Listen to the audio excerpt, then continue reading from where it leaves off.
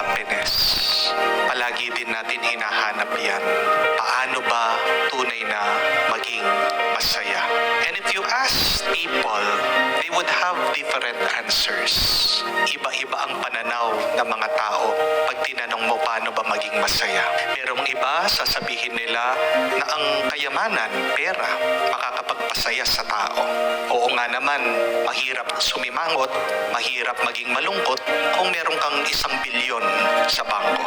Mahirap umiyak kung ikaw ay namamasyal, nagtutur sa ibang magandang sasakyan, naka-aircon ka. Pero merong mga iba magsasabi na ang tuwa, ang saya ay makukuha mo pag meron kang purpose o dahilan para mabuhay. Oo nga naman, wala kang ginagawa, nakaka-depress. Kaya nga yung mga ibang matatanda na retired na, umiiksi agad ang buhay, agad namamatay.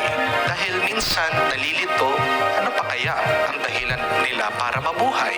Pag meron kang dahilan para mabuhay, kahit na may sakit ka, lalaban ka. At ito ang magbibigay ng lakas sa iyo. Di po ba? Merong iba, sasabihin nila na kailangan mo ng isang magandang ugnayan. Pero ang tanong, sino ba ang may tamang sagot? Allow me to share with you this very beautiful story that could help us to answer that question. Sabi po nung